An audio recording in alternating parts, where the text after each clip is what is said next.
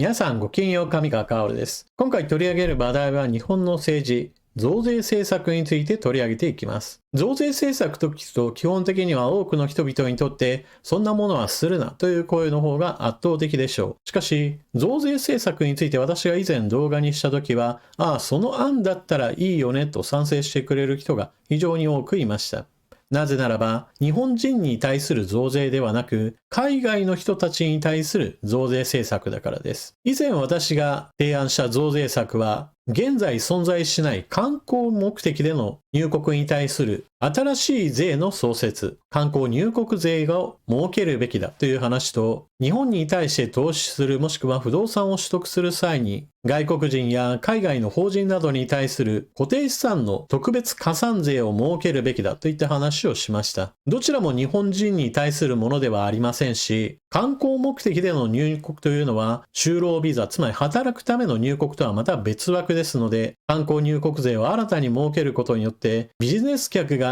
減少するといった影響をもたらすものではありません。観光入国税について言えば、現在すでに観光客が一部の地域に集中することによって発生する観光郊外オーバーツーリズム問題があります。安さだけを求めてやってくるような人たちを少しでも抑制することに役立ちますし、また観光入国税をオーバーツーリズム対策のための財源とすることで地元住民の不満を解消し、またやってくる観光客に対する満足度を高めることにも役立ちます。現在すでに存在する税としては、旅行に関する出国税があります。こちらの税は1000円でだいたい400から500億円程度の税収となっています。ですから私は観光入国税に関しては1人1万円程度で、ものすごいざっくりとですが、4000億円から5000億円程度を確保し、これをもってして国内の公共交通機関の拡充であるとか、観光施設での清掃や警備や観光客に対する日本文化の啓蒙などにお金を費やせばいいと思っています。また、固定資産税の特別加算について言っても、本来であれば相互主義をとって日本人が海外で買えないような国に対しては、あなたの国は日本に対しても買えませんよというのが一番いいわけですが、今は国際条約の縛りでうまくいきません。そのため、まずは多めの固定資産税を持って少しでも抑制策にするべきだという現実的な案を出しています。この2つの話に関しては、おおむね多くの人たちから賛同を得ることができました。そして今回取り上げる話題というのは、さらにもう一つ、海外の人からしっかりと税を取ろうという話。日本に旅行にやってきた人たちに対しては、免税店というものがあります。これは消費税を取らないという政策です。この免税政策について、もはや廃止してもいいんじゃないかという声が主要政党の中から出ています。日本維新の会と国民民主党からです。現在自民党が少数与党に転落していますから、主要の野党が結集すれば外国人向けの免税制度を廃止することも道が開けてきます。維新と国民民主でどのような意見が出ているか、今回はご紹介していきましょう。まずは今日報道されていた吉村知事からの免税制度廃止の提案について、朝日新聞より、外国人観光客らへの免税制度廃止するべき。吉村知事が国に主張へ。外国人観光客らへの消費税の免税制度について、大阪府の吉村知事は廃止するべきだとの考えを示した。免税制度は国政のあり方の話とし、知事として今後、国に廃止を主張していくという。吉村知事は、日本人と同じように消費税だけは負担してくれませんかということは筋だし、やるべきだと強調した。免税制度の廃止により、数千億円の消費税の増収が見込まれると主張。増収分は、小中学校の給食費の無償化や、高校授業料の無償化など、子ども政策に充てるべきだとした。廃止によるインバウンド需要への影響については、消費税がかかるから、日本に行くのをやめようとはならないとし、影響は限定的との見方を示した。消費税は入国後6ヶ月未満であることや、商品を国外に持ち帰ることなどを条件に免税となる。と、このように吉村知事は、外国人観光客らに対する免税制度を廃止するべきだとの考えを示しました。廃止によるマイナスの影響なのですが、記事の中では免税制度の廃止によって数千億円の増収が見込まれると吉村知事が主張していると書いています。これに関しては、ものすごくざっくりではあるものの、5000億円から6000億円程度は望めるかもしれないという声も出ています。ですから、その分だけを日本人の生活を良くするための政策に割り当てることができれば、これは良いわけなので、私も免税制度の廃止には賛成です。これは増税政策ではありますが、同時に日本人が多くお金を払う話ではありません。では、ここからは、免税制度の廃止についての解説を玉木代表の動画から引用しようと思います。主要な野党党首の2人がこのように発言していることから、今後は免税制度の廃止に向けて前進する可能性が高まっていると私は思っています。なお、玉木代表は動画の引用に関して許可しており、この動画の引用をもって私のチャンネルを通報しないようにお願いします。はい、皆さんこんにちは。玉木雄一郎です。さて今日はですね、今インバウンドで外国のお客様がたくさん来てますけれども、この外国の観光客に消費税を払ってもらってはどうか、このことについて今日は解説したいと思います。この外国人観光客に関してはですね、もちろん国内に来て様々なものを買っていただいておりますけれども、今日本の制度はですね、この免税店というのをですね、タックスフリーというのは皆さん街中でも見たことあると思うんですけれども、外国の、観光客の方はですね、パスポートを見せたりすると、その時点で、買う時にも消費税がかからないということで、免税措置が受けられていたんですけれども、これがですね、いや、外国人ですよと言って、で、なんでその消費税かからないかというと、消費税っていうのは最終消費地で課税するという概念があるので、持って帰ってお土産で、例えば中国とか、韓国とか、アメリカとか行ってですね、それで使うということになると、最終消費地は日本ではなくて、外国ですので、その意味では、国内で課税ができないということで、免税措置をですね、外国人に対しては講じていて、そういうお店もあるのは皆さんもご存知の通りなんですが、ただこの制度を使って悪さをする人がいてですね、例えば 10% の消費税を払わないで物を買って、それを持ち出して海外で消費するんじゃなくて、そのまま日本国内で 10% 消費税つけて売っちゃうということで、その 10% 分をですね、それで手に入れるという、ある種不正をですね、働くようなことを防ぐために、その免税措置を講じるんですけれども、空港でですね、これは諸外国であるように、パスポートを見せて、それでリファンドを受けると、還付を受けるということをですね、制度上変えていこうという方向にはなっています。ただ、これさらに踏み込んでですね、そもそも外国人のお客様に消費税をもう減免しなくて、免除しなくていいんじゃないかと。ちゃんと消費税いただいたらいいんじゃないかということをですね、これは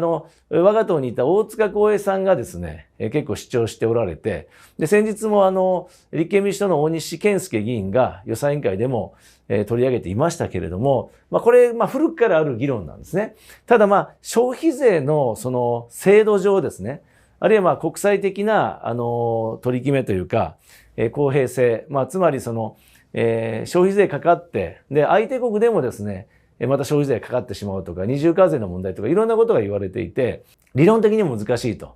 例えば、車を輸出するときにですね、輸出企業、業者はですね、消費税の還付を受けられると。最終的に、自国の消費者に課税できないので、その分、還付を受けるということでやっているので、ある意味これ、輸出と同じような理屈なので、あんまりこれは、最終消費者日本で、ない以上ですね、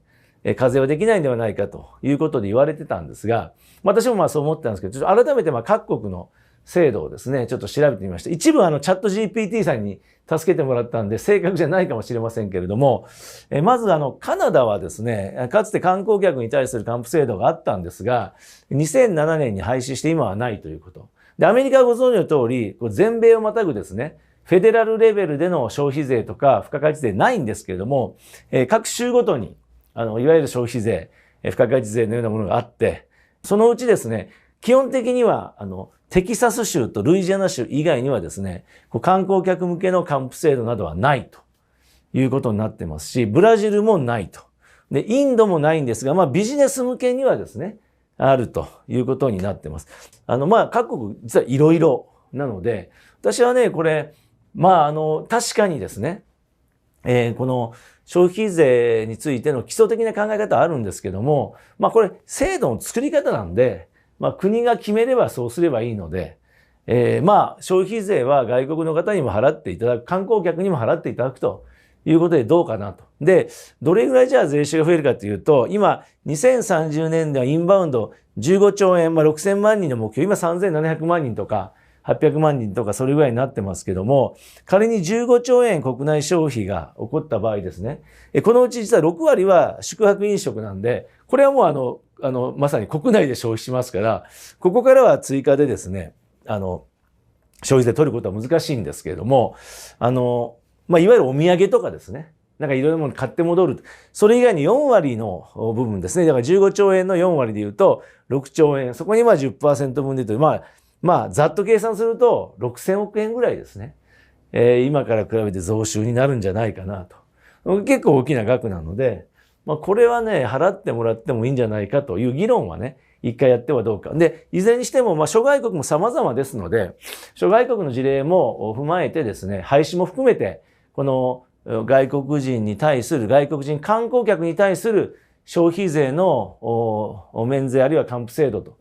いうものについてはですね、廃止を含めて見直したらどうかなと思います。皆さんいかがでしょうか。少子高齢化の進展に伴って、またベビーブーム世代がどんどんと現役世代から老後の世代へと移ってくることによって、社会保険料の負担が増大するなど、様々なところできしみが出て、いわゆる増税、国民負担率が高まり続けているという問題があります。そのため、いつでも政権に対する批判として、また増税するのかといった話が出てくるでしょう。それは、日本人自身に対する増税であり、生活を苦しめるものです。しかし、増税策を取る前にすべきことがあるでしょうというのも当然出てくる批判です。その時に日本人に対する何かをする前に、日本にやってくる人や日本の外にいる人たちに対する風を強めるというのは、私は積極的に検討するべき政策だと思っています。その上で行政の効率化をしようという話で再入庁を作りましょうであるとか、行政の効率化を図るためにもっと都道府県や市町村レベルでの統合を進めようという話や、社会インフラの整備をするためにも非常に細かく分かれている上下水道事業のもっと思い切った統合などを進めるといったような話など、